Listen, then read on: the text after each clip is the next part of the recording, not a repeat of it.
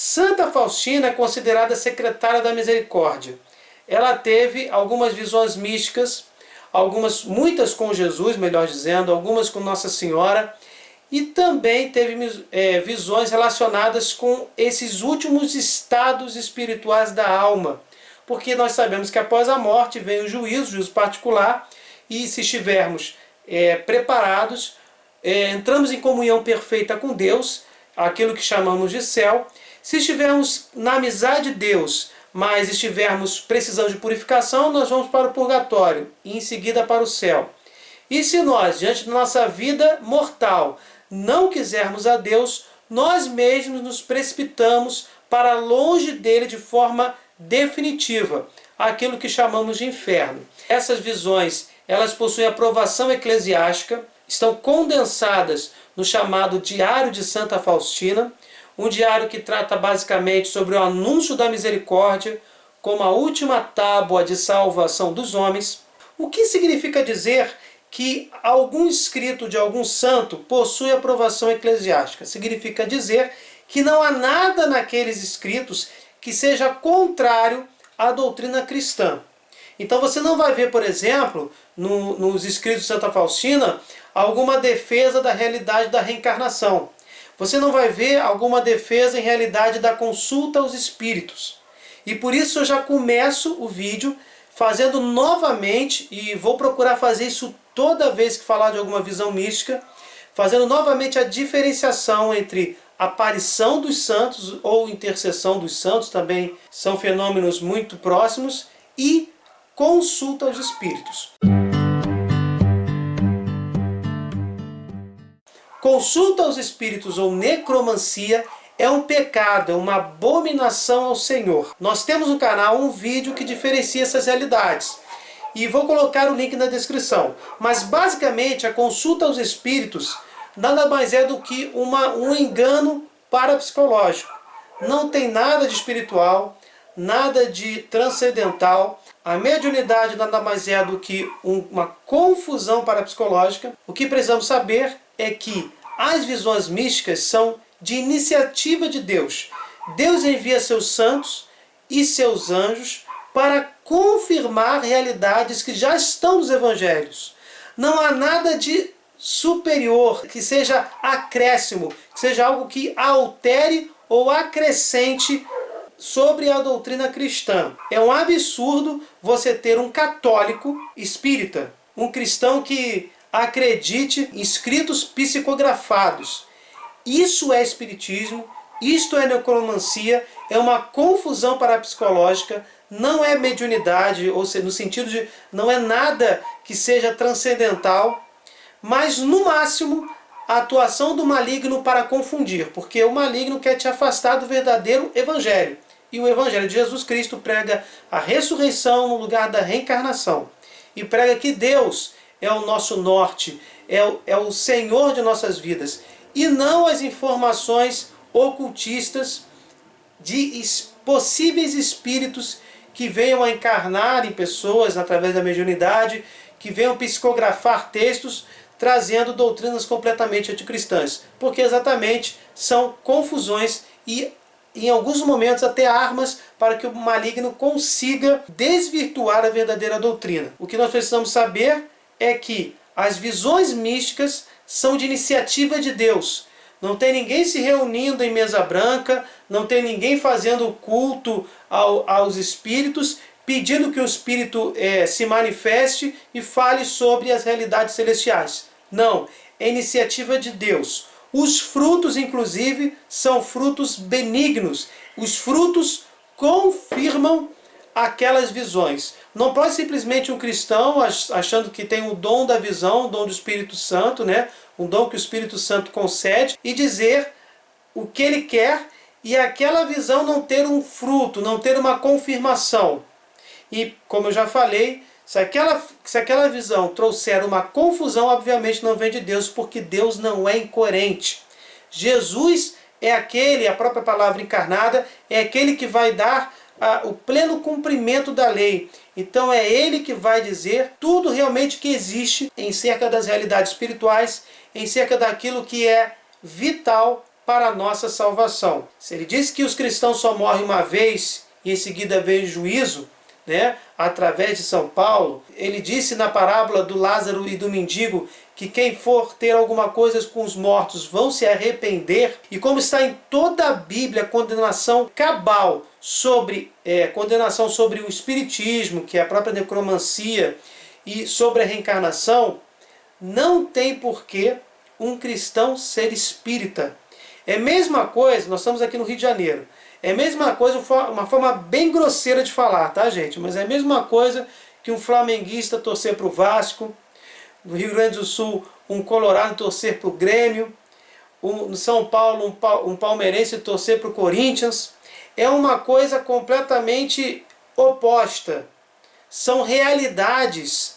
O que o espírita acredita é completamente oposto ao que o cristão acredita, ao que Jesus Cristo ensina aos seus discípulos. Não estou falando de moral. Existem muitas religiões que pregam uma moral ilibada, uma moral que realmente pode ser inspirada por Deus. Nas atitudes morais, nós temos os espíritas, os cristãos de várias denominações possuem muitas coisas em comum. Nós não estamos falando de atitudes morais, nós estamos falando de linhas doutrinais. E se falando nas linhas doutrinais, nós sabemos que é uma completa incoerência, um absurdo, um cristão ir à missa e uma vez por semana ir ao terreiro, ao centro espírita, melhor dizendo. Não tem o menor sentido. Um cristão que lê o Evangelho e também lê o Evangelho segundo o Espiritismo. Um cristão que lê um texto de Santa Faustina e também lê um escrito psicografado. É uma completa incoerência. Então vamos rapidamente com um pequeno histórico sobre Santa Faustina, algumas passagens do seu diário, onde ela tem algumas visões místicas sobre o céu, sobre o inferno e sobre o purgatório. A irmã Faustina Kowalska, conhecida em todo o mundo como apóstola da misericórdia de Deus, é considerada pelos teólogos como fazendo parte de um grupo de notáveis místicos da Igreja. O chamamento da vocação faz sentir desde os 7 anos de idade, 2 anos antes da primeira comunhão, embora os pais não concordassem com a ideia da entrada da filha para o convento. Nessa situação, Helena procurava encobrir esse divino chamamento, mas interpelada pela visão de Cristo sofredor e pelas suas palavras de repreensão, tomou a decisão de entrar no convento. Toda a sua vida se concentrava numa efetiva aspiração, uma união cada vez mais plena com Deus e a colaboração com Jesus na obra da salvação das almas. A profundidade da sua vida espiritual revela-se no diário. A leitura atenta dos seus apontamentos dá uma imagem do alto grau de união da sua alma com Deus, a grande comunicação dele no seu íntimo e os seus esforços e luta no caminho para a perfeição cristã. Nosso Senhor concedeu-lhe grandes graças, o dom da contemplação, o profundo conhecimento do mistério da misericórdia de Deus, as visões, as aspirações, os estigmas escondidos, o dom da profecia e discernimento e também o dom só raramente concedido dos noivados místicos. A irmã Faustina ofereceu sua vida pelos pecadores e a esse título passava por diversos sofrimentos, socorrendo assim as almas. Nos últimos anos de vida, aumentaram os tormentos interiores da dita noite passiva do espírito e os padecimentos do organismo. Desenvolve-se uma tuberculose que lhe atacou os pulmões e os intestinos. Por causa disto, esteve por 2 vezes durante alguns meses internada no hospital de Pradnik, em Cracóvia.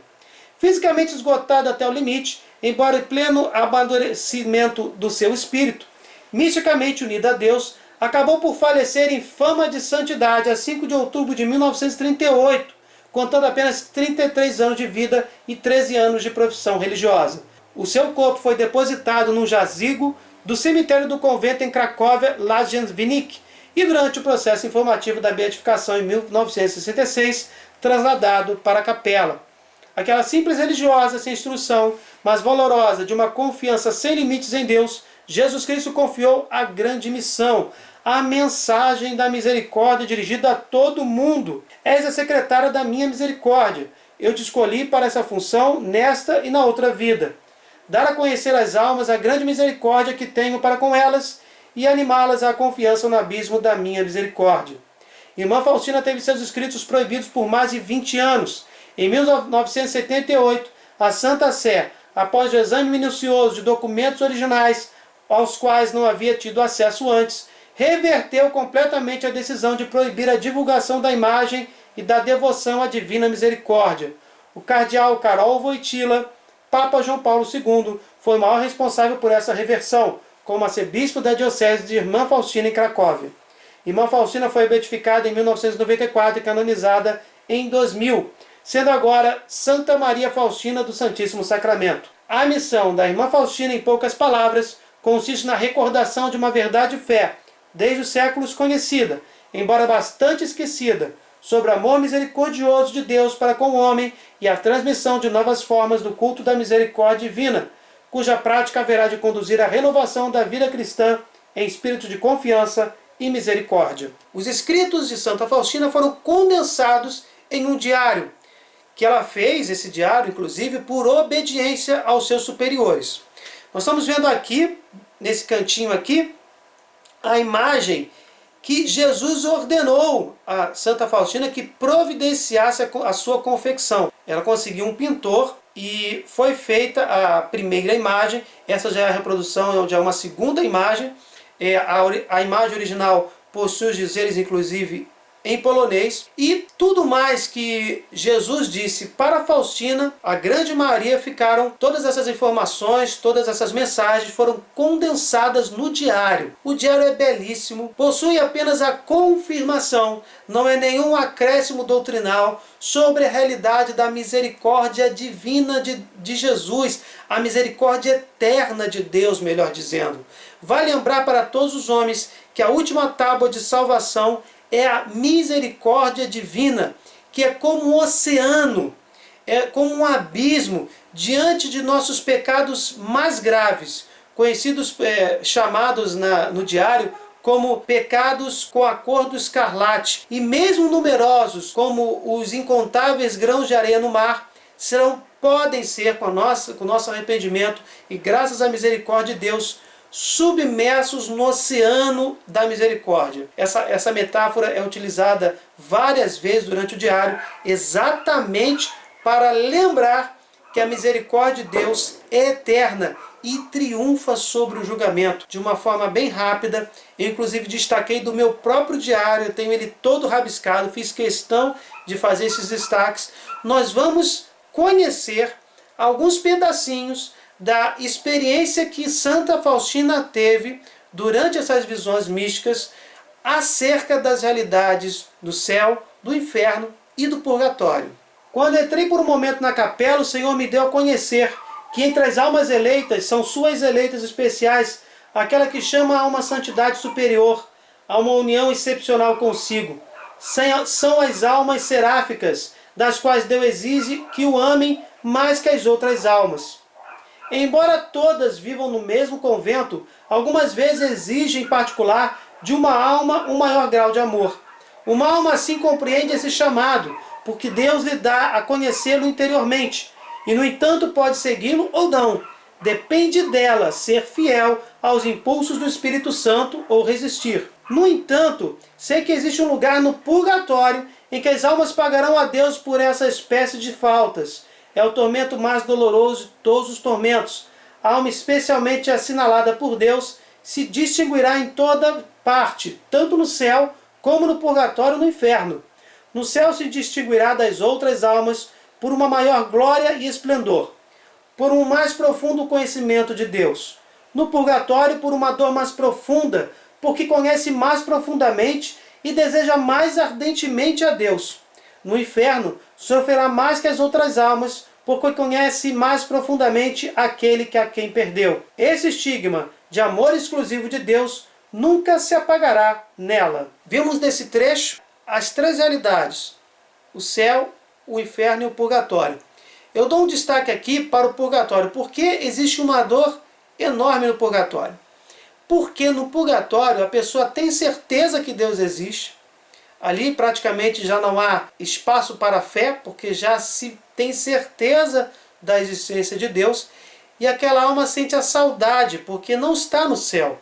Sente a saudade de Deus e fica nessa dor, nessa angústia de saber que poderia ter sido mais zeloso, mais lutador na sua vida, procurado buscar mais a santidade em vida e infelizmente desperdiçou esse tempo e agora tem que se purificar no purgatório antes de chegar ao céu. Esta saudade de Deus é que ela se refere dessa dor lancinante. Hoje, conduzida por um anjo, fui levado às profundezas do inferno. É um lugar de grande castigo, e como é grande a sua extensão. Tipos de tormentos que vi. O primeiro tormento que constitui o inferno é a perda de Deus. O segundo, o contínuo remorso de consciência. O terceiro, de que esse destino já não mudará nunca. O quarto tormento é o fogo, que atravessa a alma, mas não a destrói. É um tormento terrível, é um fogo puramente espiritual, aceso pela ira de Deus. O quinto é a contínua escuridão, um horrível cheiro sufocante. E embora haja escuridão, os demônios e as almas condenadas veem-se mutuamente e veem todo o mal dos outros e o seu. O sexto é a contínua companhia do demônio. O sétimo tormento, o terrível desespero, ódio a Deus, maldições, blasfêmias. São tormentos que todos os condenados sofrem juntos, mas não é o fim dos tormentos.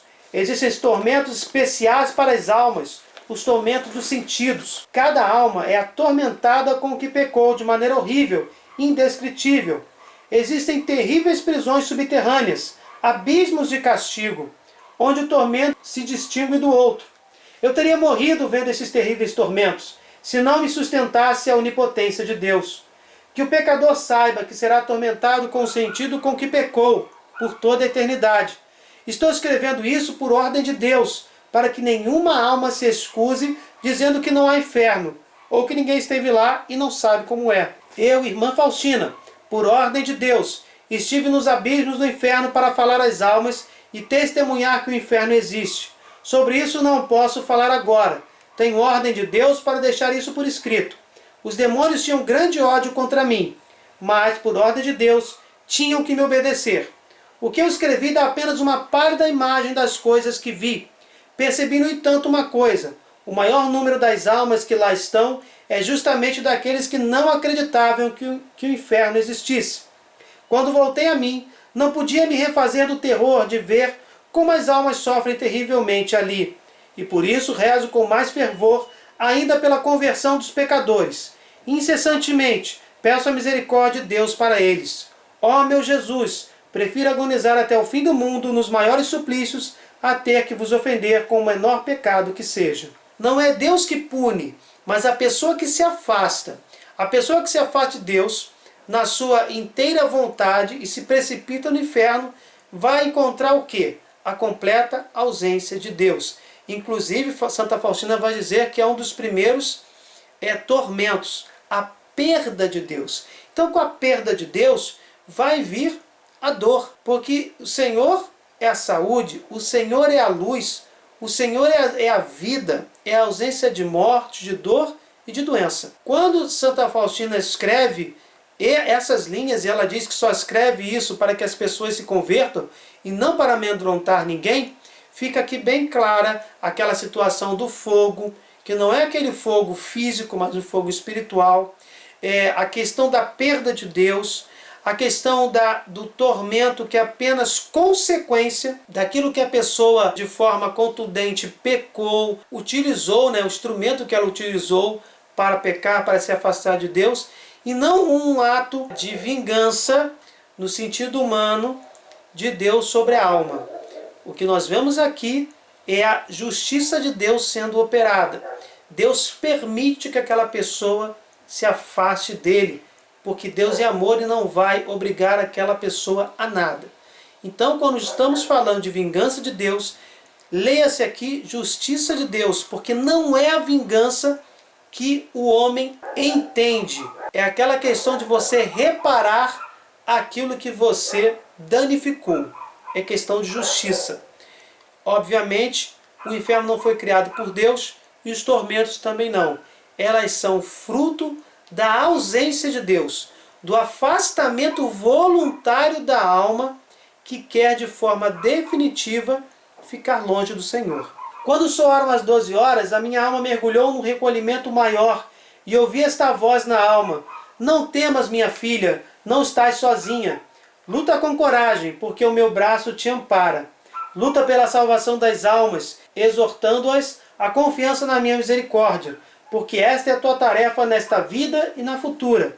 Após estas palavras, tive uma compreensão mais profunda da misericórdia de Deus. Será condenada apenas a alma que quiser, porque Deus não condena a ninguém. E aqui eu posso colocar, Deus não cria e não criou o inferno. Pouco tempo depois, caí doente. A querida Madre Superior enviou-me juntamente com 2 outras irmãs a Skolimov, um pouco fora de Varsóvia, para passar as férias. Nesse tempo, perguntei ao Nosso Senhor por quem mais deveria rezar. Jesus respondeu-me que na noite seguinte me daria a conhecer por quem deveria rezar. Vi o anjo da guarda que me mandou acompanhá-lo.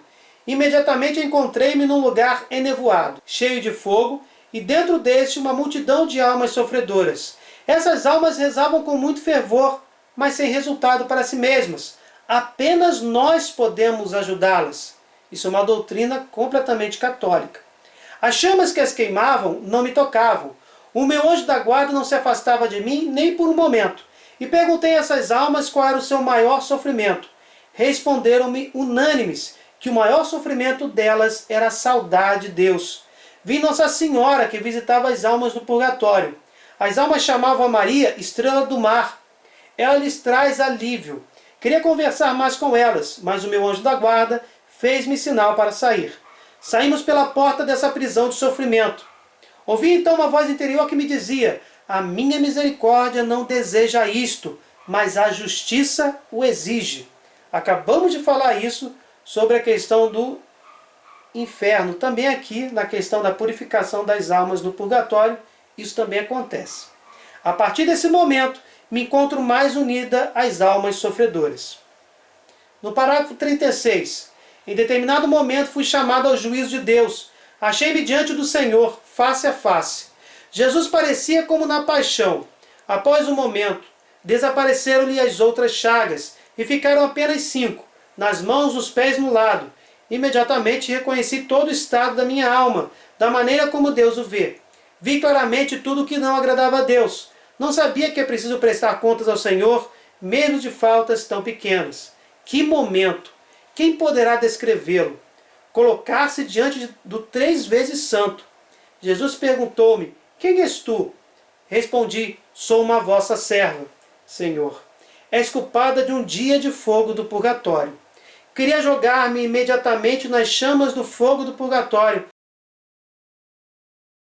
Mas Jesus deteve-me e disse: o que preferes? Sofrer agora por um dia no purgatório ou por pouco tempo na terra? Respondi: Jesus, quero sofrer no purgatório e quero padecer na terra os maiores tormentos, mesmo que seja até o fim do mundo. Jesus disse: basta uma só coisa. Tu descerás à terra e sofrerás muito, mas não por muito tempo, e cumprirás a minha vontade e os meus desejos. Um fiel servo meu te ajudará a cumpri-los. Agora reclina a tua cabeça sobre meu peito, sobre o meu coração, e tira dele força e vigor para todos os sofrimentos, porque em nenhum lugar encontrarás alívio, ajuda ou consolo. Deves saber que sofrerás muito, muitíssimo, mas não te assuste com isso, eu estou contigo. Em determinado momento, à noite, veio ter comigo uma das nossas irmãs, que morreu há 2 meses. Não se trata de espiritismo, é uma visão mística. Santa Faustina não pediu que nenhum espírito descesse. Aqui é como se fosse Mateus 17, por exemplo. Era uma irmã do primeiro coro. Vinha num estado terrível, toda em chamas, o rosto retorcido de dores. Isso durou um breve momento e logo desapareceu. Um tremor atravessou a minha alma, porque não sabia onde sofria, se no purgatório ou no inferno. Contudo, dobrei as minhas orações por ela. Na noite seguinte veio novamente, mas havia estado mais terrível, em chamas ainda mais intensas. No seu rosto estampava-se o desespero. Fiquei muito admirada porque, depois das orações que por ela ofereci, via em um pior estado e perguntei: não lhe ajudaram as minhas orações? Respondeu-me que nada lhe ajudaram as minhas orações e nada ajudariam. Perguntei: as orações que toda a congregação lhe tinha oferecido, também essas não lhe trouxeram nenhuma ajuda? Respondeu-me que nenhuma. Essas orações beneficiaram outras almas. Disse-lhe então: se as minhas orações nada ajudaram a irmã, peço que não volte mais a mim. E desapareceu imediatamente. No entanto, não cessava de rezar. Santa Faustina continuou rezando, porque se tratava de uma visão mística. A iniciativa foi de Deus para nos mostrar, gente, que o purgatório existe e que as almas precisam de nossas orações. Vou continuando. Depois de algum tempo, veio visitar-me novamente à noite, mas num estado diferente. Já não estava em chamas como antes, e o seu rosto estava radiante. Os olhos brilhavam de alegria e disse-me que eu de fato possuía verdadeiro amor ao próximo, que muitas outras almas tiraram proveito das minhas orações e encorajava-me a não deixar de rezar pelas almas que sofrem no purgatório, e disse-me que ela já não ficaria por muito mais tempo no purgatório. Na verdade, admiráveis são os desígnios de Deus. Esta noite veio visitar-me uma das irmãs falecidas e pediu-me um dia de jejum e que nesse dia eu oferecesse todos os meus exercícios por ela. Concordei. No dia seguinte, já pela manhã, fiz a intenção de oferecer tudo por essa irmã. Durante a Santa Missa vivi por um momento o seu tormento. Senti na alma uma tão grande fome de Deus que me parecia que estava morrendo de desejo de me unir a Ele. Isso durou um breve momento, mas compreendi o que é aquela saudade da alma no purgatório. Como nós tínhamos falado, o principal tormento de uma alma no purgatório. Logo depois da missa, pedi à Madre Superior autorização para o jejum, porém não obtive por causa da minha doença. Quando entrei na capela, ouvi estas palavras: se a irmã estivesse jejuando, eu obteria esse alívio apenas à noite, mas pela obediência que proibiu que a irmã jejuasse, recebi esse alívio imediatamente.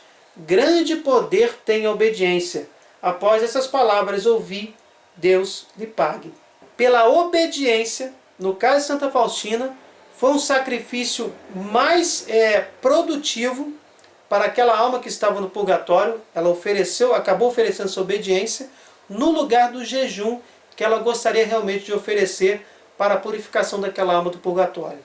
Nossas orações, quando nós oferecemos uma missa por uma alma do purgatório, quando nós estamos oferecendo o próprio sacrifício de Jesus, que se atualiza em toda a missa, nós estamos ajudando as almas a se purificarem e adentrarem a Jerusalém Celestial. Hoje desejei tão ardentemente rezar uma hora santa diante do Santíssimo Sacramento. No entanto, outra era a vontade de Deus. Às 8 horas, comecei a sentir dores tão violentas que tive de me deitar imediatamente. Fiquei me contorcendo nessas dores por 3 horas, isto é, até às 11 da noite. Nenhum remédio me ajudou e vomitava tudo que engolia. Em certos momentos, essas dores me faziam perder a consciência. Jesus deu-me a conhecer que dessa maneira participei da sua agonia no jardim de oliveiras e que ele mesmo permitiu esses sofrimentos para desagravar a Deus pelas almas assassinadas nos ventres de mães perversas. Já passei 3 vezes por esses sofrimentos. Sempre começo às 8 horas e duram até às 11 da noite. Nenhum remédio consegue diminuir esses meus sofrimentos. Quando se aproximam às 11 horas, desaparecem por si e eu adormeço nesse momento. No dia seguinte, sinto-me muito fraca. Quando isso me aconteceu a primeira vez, eu estava no sanatório. Os médicos não podiam descobrir o que era e nem injeções nem remédio algum me ajudavam. E nem eu mesma compreendia que sofrimentos eram esses. Eu disse ao médico que nunca na vida tinha tido semelhantes dores. Ele afirmou que não sabia do que se tratava. Agora compreendo que sofrimento é esse, porque o Senhor me deu a conhecer.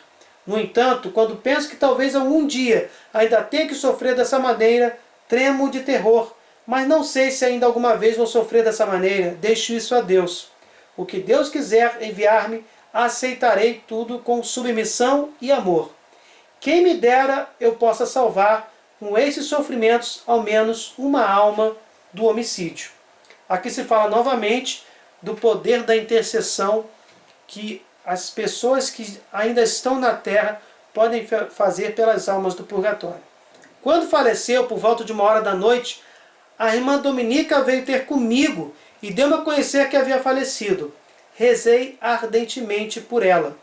Volto a dizer, não é espiritismo, é uma visão mística, é iniciativa de Deus. De manhã, as irmãs me disseram que ela já estava morta. Respondi que sabia porque tinha vindo falar comigo. A irmã enfermeira pediu-me que a ajudasse a vesti-la. No momento em que fiquei sozinha com ela, o Senhor me deu a conhecer que ainda estava sofrendo no purgatório. Ou seja, meus irmãos, uma visão mística para comprovar a realidade do purgatório. E não uma consulta aos espíritos, um ato espírita para trazer confusão e dizer coisas contrárias às realidades, à doutrina cristã. Vamos continuar o parágrafo. Multipliquei as minhas orações por ela. Contudo, apesar do fervor com que sempre rezo por nossas irmãs falecidas, enganei-me nos dias, e em vez de oferecer orações por 3 dias, como manda a regra, eu, por engano, ofereci 2 dias. No 4º dia, ela me deu a conhecer que ainda lhe devo orações e que lhe são necessárias. E imediatamente fiz a intenção de oferecer o dia todo por ela, mas não apenas esse dia, mas mais ainda como meditava o amor ao próximo. Agora eu vou dar um destaque especial para a visão das 2 estradas. Uma visão muito interessante que Santa Faustina teve, uma visão mística que Deus lhe revelou para que chegasse até nós, para confirmar as realidades que Jesus nos ensinou sobre os últimos passos do homem. Um dia vi 2 estradas, uma estrada larga, atapetada de areia e flores, cheia de alegria e de música e de vários prazeres. As pessoas caminhavam por essa estrada dançando e divertindo-se. Estavam chegando ao fim sem se aperceberem disso. E no final dessa estrada havia um enorme precipício, ou seja, o abismo do inferno. Essas almas caíam às cegas na voragem desse abismo. À medida que iam chegando, assim tombavam. E seu número era tão grande que não era possível contá-las. E avistei uma outra estrada, ou antes uma vereda, porque era estreita e cheia de espinhos e de pedras, por onde as pessoas seguiam com lágrimas nos olhos e sofrendo dores diversas. Uns tropeçavam e caíam por cima dessas pedras, mas logo se levantavam e iam adiante. Percebemos aqui que não é uma estrada que somente possui sofrimentos, mas que possui sofrimentos porque sofrer faz parte da vida e nos ajuda a sermos melhores. E no final da estrada havia um magnífico jardim, repleto de todos os tipos de felicidade. E aí entravam todas essas almas. Já no primeiro momento, esqueciam de seus sofrimentos. Existe uma oração muito utilizada na igreja, que dita com grande fervor, com grande piedade, pode salvar 1000 almas no purgatório. Não importa a matemática, importa sim o valor que essa oração tem. Esta oração vai falar exatamente de todo o poder que podemos ter quando oferecemos o próprio Senhor, o próprio sacrifício de Jesus, um poder redentor, na verdade, o poder de Deus, né? Que nós podemos oferecer esta redenção pelas almas do purgatório. Não é a oração que salva, mas sim o sacrifício de Jesus na cruz, que é atualizado em todas as missas. Quando mergulhei em oração e me uni com todas as santas missas, que neste momento estavam sendo celebradas no mundo inteiro, supliquei a Deus, por meio de todas essas santas missas, misericórdia para o mundo, especialmente para os pobres pecadores que estivessem em agonia naquele momento. E nesse instante, recebi interiormente a resposta divina de que 1000 almas receberam a graça por intermédio da oração que eu estava elevando a Deus. Não sabemos que número de almas vamos salvar com as nossas orações e sacrifícios. Por isso, rezemos sempre pelos pecadores. Essa oração aqui não está pedindo somente pelas almas do purgatório, mas por todos os pecadores em geral. Hoje, durante a meditação, Deus deu-me a luz interior e a compreensão da santidade em que ela consiste. Embora já tenha ouvido isso muitas vezes em conferências, a alma o compreende de outra forma quando conhece pela luz divina que a ilumina. Nem graças, nem aparições, nem êxtases, ou qualquer outro dom que lhe seja concedido, torna a alma perfeita, mas sim a união íntima com Deus. Esses dons são apenas o adorno da alma, mas não constituem a essência nem a perfeição. A minha santidade e perfeição consistem na união estreita da minha vontade com a vontade de Deus. Deus nunca força a nossa livre vontade. De nós depende se queremos aceitar a graça de Deus ou não, se queremos colaborar com ela ou desperdiçá-la. Hoje estive no céu em espírito e vi as belezas inconcebíveis e a felicidade que nos espera depois da morte. Vi como todas as criaturas prestam incessantemente honra e glória a Deus. Vi como é grande a felicidade em Deus, que se derrama sobre todas as criaturas, tornando-as felizes. Então toda a glória e honra procedente da felicidade voltam à sua fonte e penetram na profundeza de Deus, contemplando a sua vida interior, o Pai, o Filho e o Espírito Santo, a quem jamais compreenderão ou aprofundarão. Essa fonte de felicidade é imutável em sua essência, mas sempre nova, jorrando para a felicidade de toda a criatura. Compreendo agora São Paulo que disse: nem olho viu, nem ouvido ouviu, nem jamais penetrou no coração do homem o que Deus preparou para aqueles que o amam.